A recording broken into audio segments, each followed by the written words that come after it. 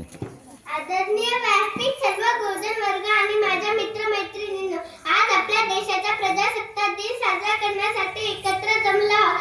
आजच्या या शुभदिनी प्रजासत्ताक दिनाच्या तुम्हा सर्वांना मनापासून शुभेच्छा. मित्रांनो, आपला स्वातंत्र्य दिन 15 ऑगस्ट, आज 26 जानेवारी, 1 मे महाराष्ट्र दिन, 17 सप्टेंबर मराठवाडा मुक्ती संग्राम दिन हे सर्व आपले राष्ट्रीय सण आहेत. या दिवशी आपण सर्वत्र झेंडा वंदन करून हे राष्ट्रीय सण साजरे करतो. हे सर्व राष्ट्रीय सण एकत्र येऊन साजरे केल्याने आपल्यामध्ये एकीची भावना टिकून राहते आणि याच एकीची भावनेतून आजचे युग हे चालले पाहिजे. आजचे युग हे विज्ञान युग आहे.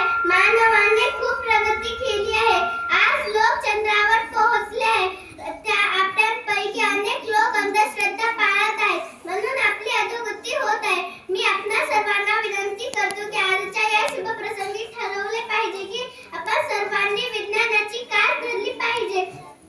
मित्रांनो, तुम्हाला माहित आहे का, उत्तर प्रदेशातील प्रयागराज येथे कुंभमेळा चालू आहे. हा मेळा गंगा, यमुना व सरस्वती या 3 नद्यांच्या संगमावर भरत असते.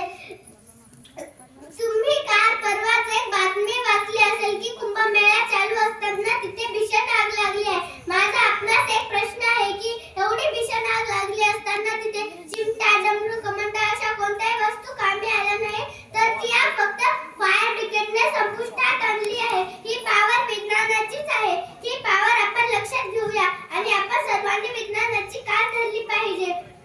विज्ञानाचे खूप काही फायदे आहेत, तसेच काही तोटे आहेत. तुम्हाला जर उदाहरण द्यावयाचे असेल तर मोबाईलच घ्या ना. मोबाईलमुळे तुम्हाला चांगल्या व वाईट दोन्ही बाबी मिळतात. यातून तुम्हाला काय घ्यावयाचे आहे आणि काय घ्यावयाचे नाही हे तुमच्यावर अवलंबून असते.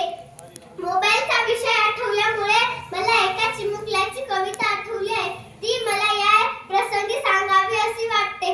आई मला माफ कर, आई मला माफ कर, तुझा मोबाईल जरा ऑफ कर. आई मला माफ कर, तुझा मोबाईल जरा ऑफ कर. अभ्यास आम्ही करता, आई तुझा व्हॉट्सअप चालू असतं. रोज नवा स्टेटस तुझ्या मोबाईल वरती दिसतं. जेवण करता करता बाबाचं फेसबुक चालू असतं आणि कमेंट करता करता बाबाचं पोटही भरलेलं असतं. अहो बाबा, जिज्ञासू वय आमचं, प्रत्येक गोष्ट जाणून घेणे